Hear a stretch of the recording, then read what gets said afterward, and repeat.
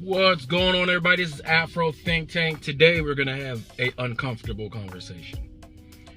We're gonna have an uncomfortable conversation about Black people, African people, and our relationship with the LGBTQ community. And the reason why I want to have this conversation is because I think that us African people, we dance around the topic, right? We dance around the topic a lot. We have very strong positions about the topic,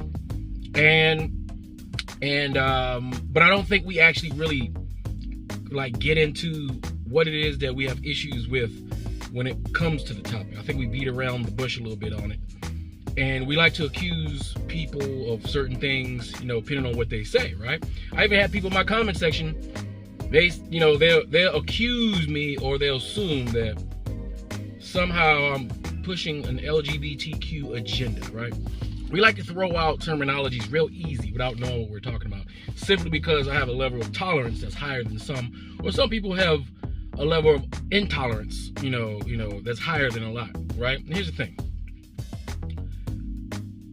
Human beings, period, right, as a whole, has an issue with anything that's different. LGBTQ community is an odd anomaly to the average human being, right? So if you look at any traditional society, any society that people want to conserve, social conservatism, which is different from political conservatism, right? We being Africans who want to conserve African culture. So if you want to think about conservative from an African point of view, not a white Western European point of view, because white Western conservatism is to conserve white culture. African conservatism is to conserve African culture, hence the word conservative. You have to look at the words and understand what they mean before you use them, right? Because some people use the wrong weapons in battles that they're not necessary, right? So what we're gonna do, first of all, we're gonna talk about the real world. There are LGBT people in Africa.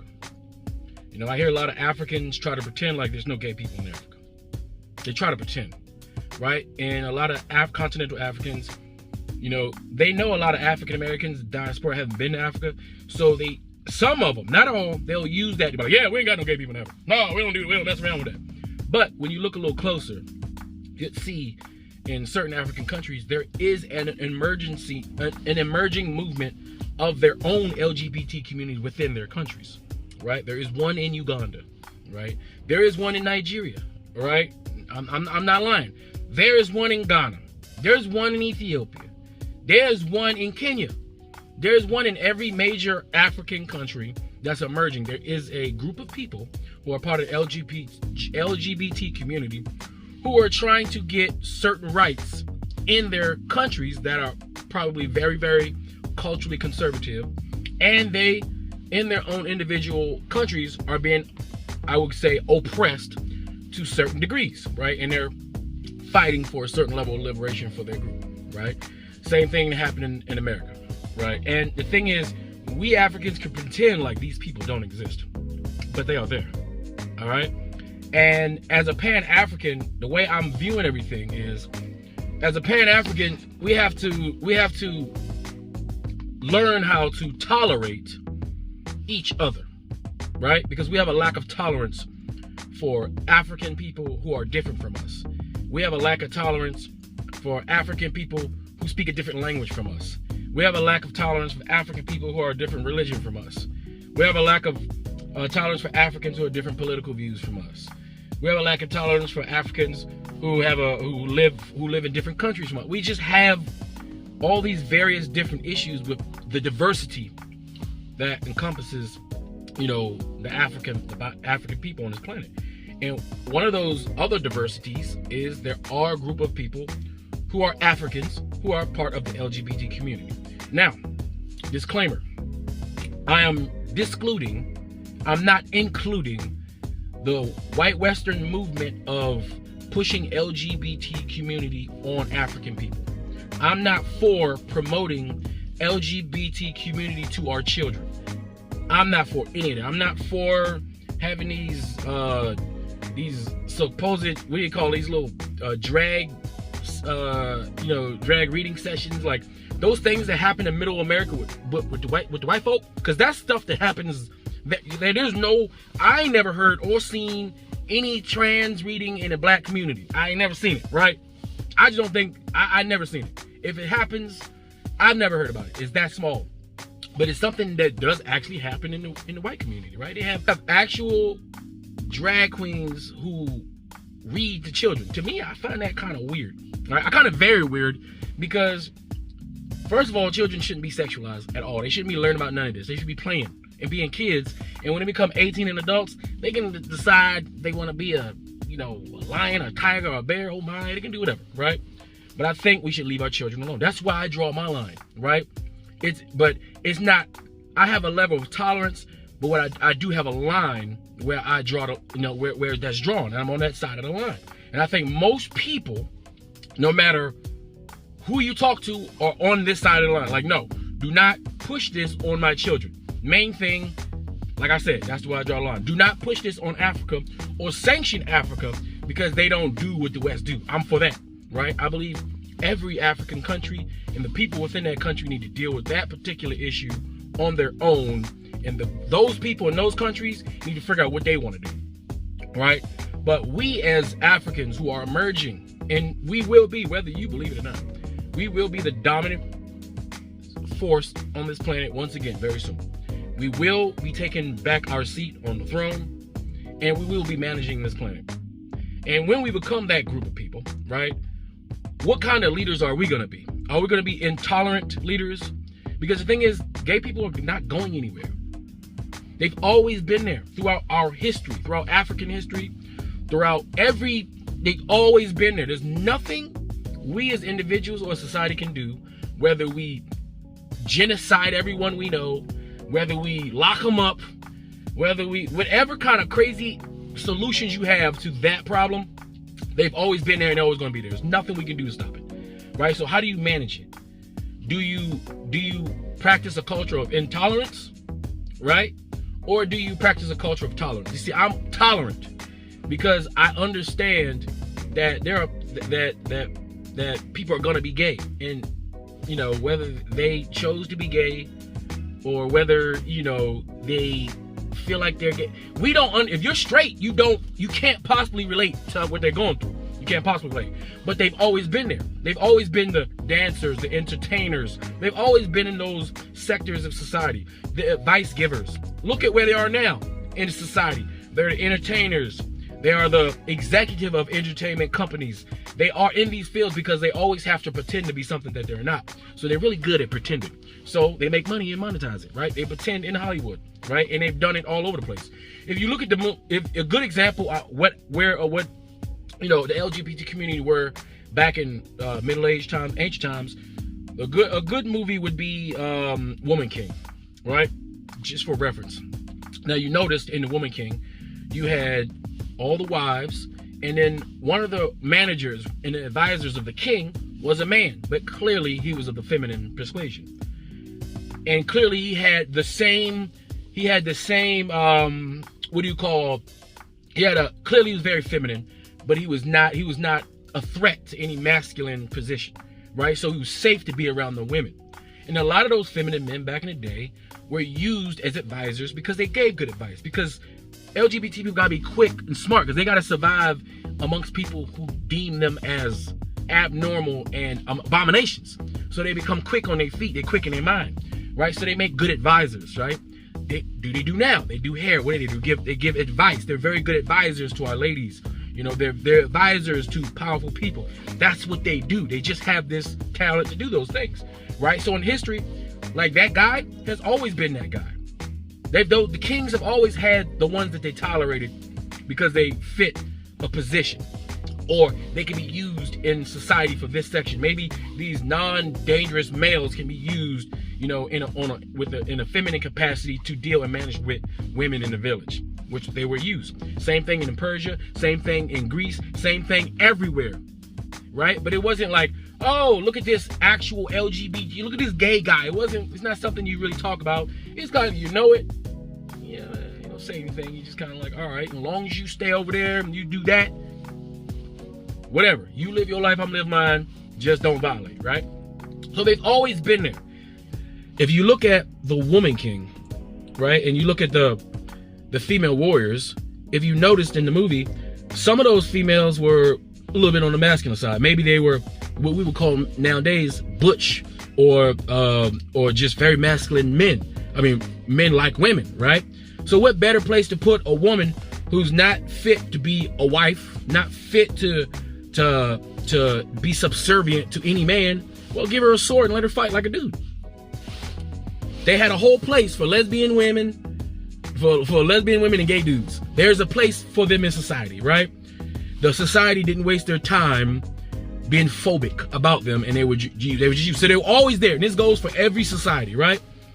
So as modern day society, what do we do with those people now? What does African people want to do? Do we want to pretend like they don't exist? Because we can pretend, like continental Africans who are straight are pretending like they don't exist.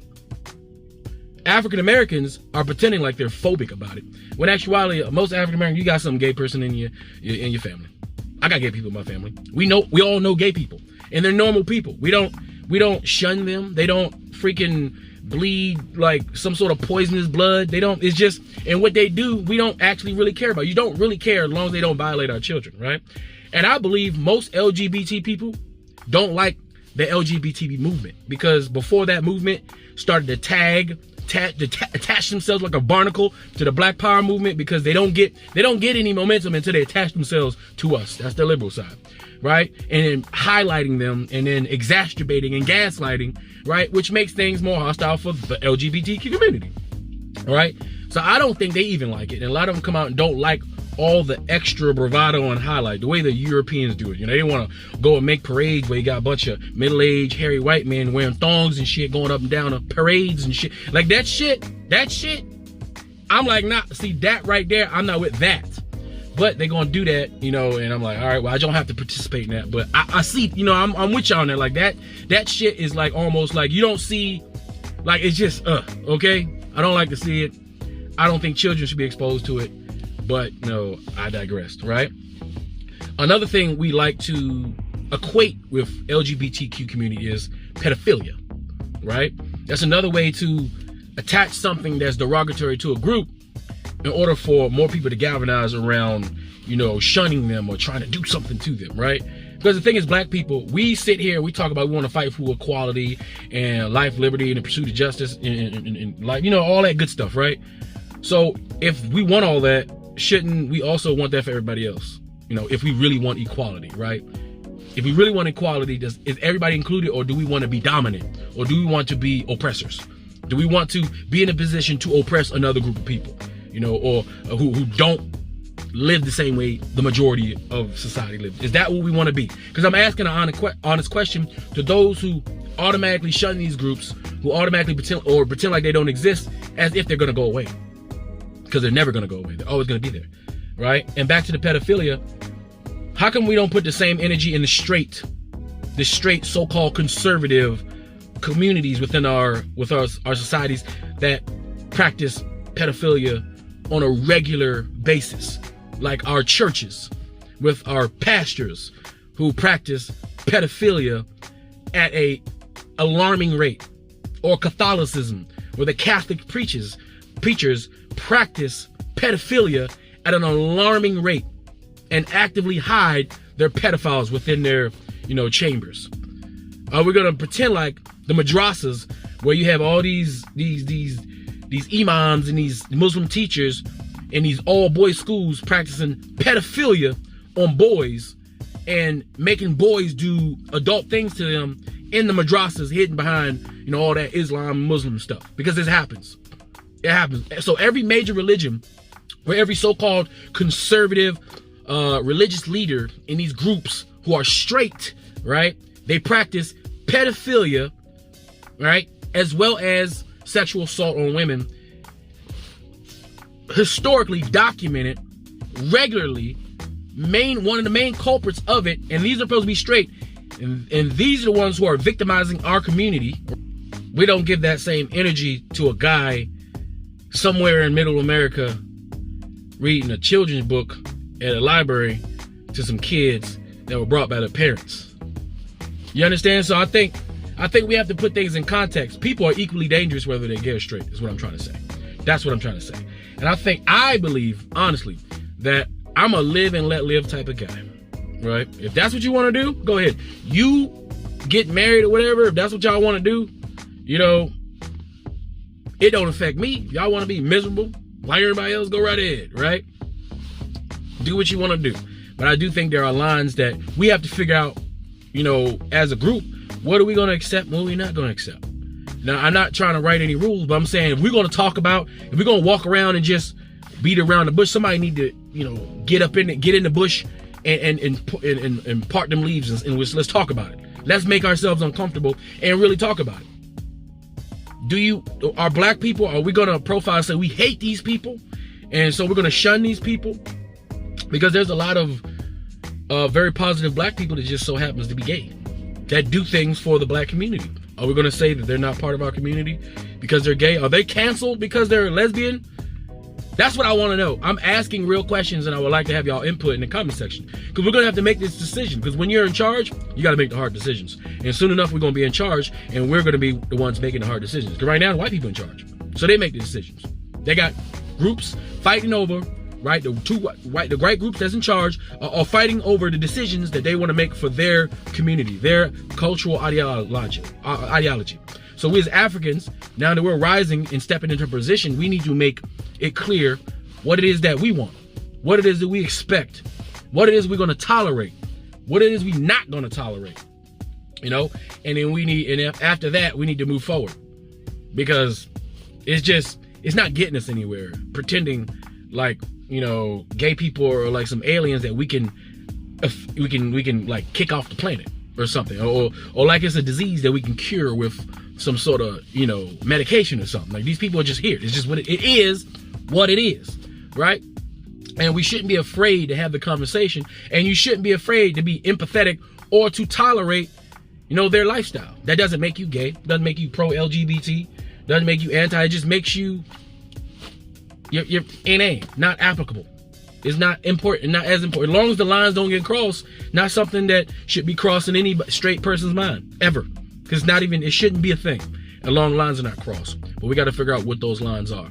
And so we can move on and not be distracted. Because while we got black people concentrating on this left hand right here, LGBT, the thing that white people are putting in your face to make you afraid and to make you make certain decisions, right? While they're doing this, while they're telling you this is what woke mean, LGBT is, books, read this, all this stuff, what they doing over here, the hand you don't see, they're getting rid of all your black leaders' books, right? Under the guise of woke. They getting rid of any type of information, history of black America, right? With the hidden hand over here. While you concentrating, because keep in mind, liberals connect LGBT to blacks so they can make a come up. Conservatives in America they use LGBT and woke to attack black people by bilaterally talking about LGBT people with the open hand, while with the closed hand, they're really making moves against black people. So while we, in concert, we support our own demise over here with this hand, because we so concentrated on this over here, right? On the white Western versions of what tolerance or intolerance is, instead of coming up with our own version of what it is we're going to tolerate and intolerate, so that we can move forward to real issues and not allow the distraction to disenfranchise us. You understand what I'm saying? So it is easy to be tolerant. Just don't care. It's the ultimate not giving a fuck. Don't give a fuck. You don't care about it. As long as it don't cross your line, you don't care about it. Like, it's not a concern for me. Not important. There are bigger fish to fry. There are bigger things to think about. More important issues that we need to be pushing than issues that's never going to be solved. You know? So tell me what you guys think in the comment section. Tell me what you guys think the solution is. What's the solution? What are we going to do? Give me your thoughts, you know, good, bad, and different. Whether you tolerate, you don't tolerate. What is your line? What is your line where you're like, nah? Because y'all heard my line. What is your line? Tell me what your line is. They're like, nah. Because we're going to have to deal with it one way or another. Because Africans are on the rise. And with power comes great responsibility. And they will be a part, you know, the society, the LGBT community will be part of our responsibility to manage as we take charge on this planet. It's just what it is. Anyway, that's all I gotta say for now, guys. Afro Think Tank, learn some Tito. I'm out.